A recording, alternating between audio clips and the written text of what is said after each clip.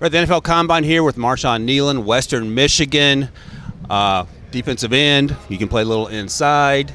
You were at the Senior Bowl.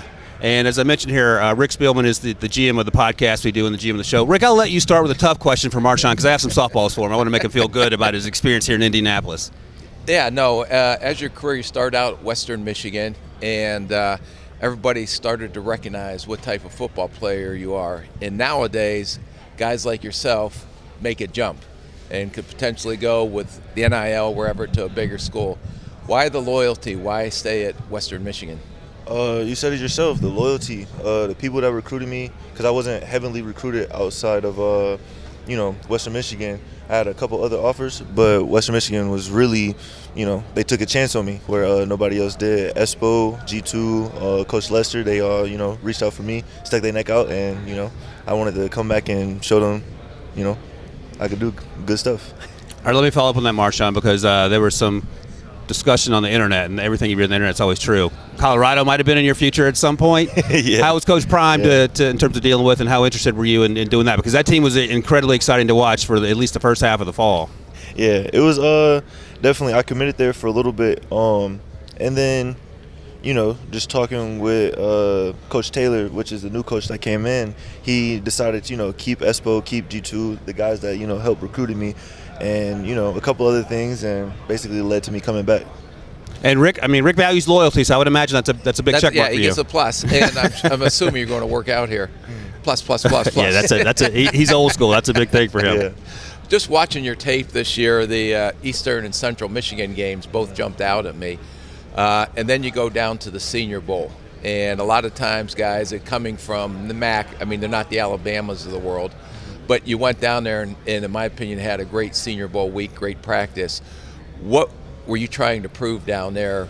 And I guess you proved it because I was sitting there watching it from my own. But what was your mindset going down to the Senior Bowl? My mindset really was, a lot of people say about my film, they're like, oh, okay, he's doing it against, Group of Five and a couple Power Fives. They said I had a couple good games, but I wanted to prove that I could do it against the best of the best, which I feel like I went down there, I had a pretty decent time, and improved my draft stock. No, you had a good week. You don't have to sugarcoat it. It was fun to watch. And talking about the tape in the fall, going back and just watching your sacks.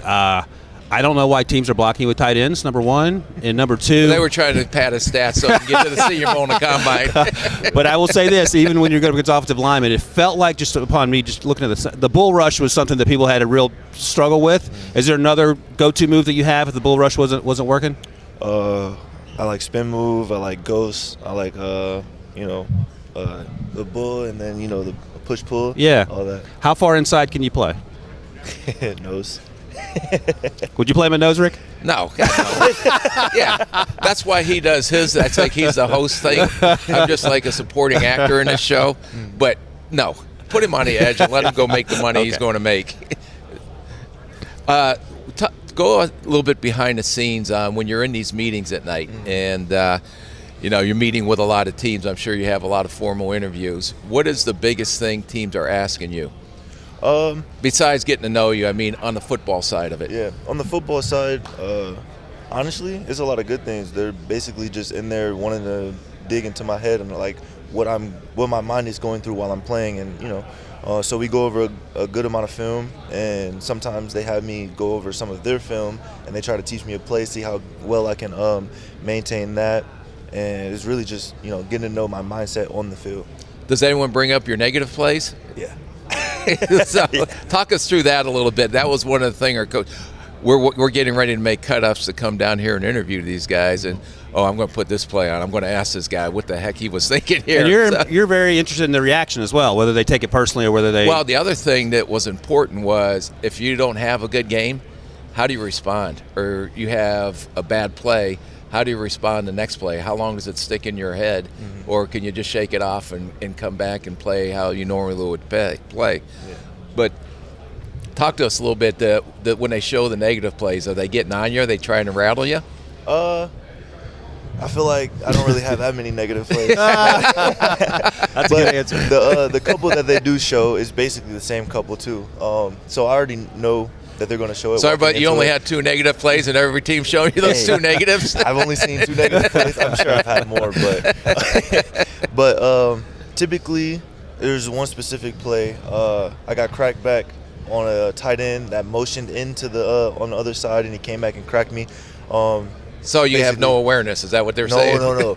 I explained to them, like, hey, I look, there's nobody there. I get down in my stance. He goes down. I'm like, okay, nobody's there. So I'm blitzing, going to the dive, trying to get the dive player, and he just out of nowhere hit me. So it's funny, but, they take it and they're like, okay, just got to have better awareness on that.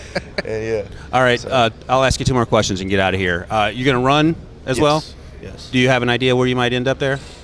Playing it safe, I'm saying 4.7. Oh, that's moving, Rick. That's moving, Rick. That's moving.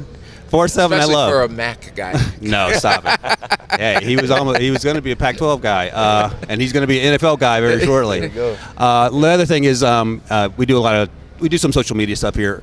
Rick is not our social media guy, so I'm going to ask this question on behalf of our social media team. Who was your football GOAT growing up? And if it's not football, if it's another sport that you loved growing up, who was your guy that you looked up to and sort of wanted to be either football or otherwise? Troy Polamalu.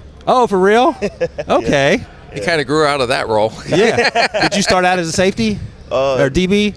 Actually, I did when I was younger. I did that, but I really just liked his the aspect where, like, he was always everywhere. Everywhere, and, never stopped for real. Like, you got to work on the hair. Explosive, yeah. Hey, you see it. You're getting there. You're getting there. That's awesome. Marshawn, thank you so much for joining us. Marshawn Kneeland, edge rusher, nose tackle sometimes. Can I ask one question? One more question from Rick Spielman before we get out of here for Marshawn. Social media question. What mojo thing? Emoji. What's your favorite? What emoji? What's your favorite do you emoji? use? My favorite. I use the cool guy emoji with the shades. I use that a lot. Would you use a cool guy emoji for this question that he just asked you? That's a hard no. Marshawn, thank you so much. Western Michigan, future NFL star, edge rusher, nose tackle, wherever he ends up. Thanks, Marshawn.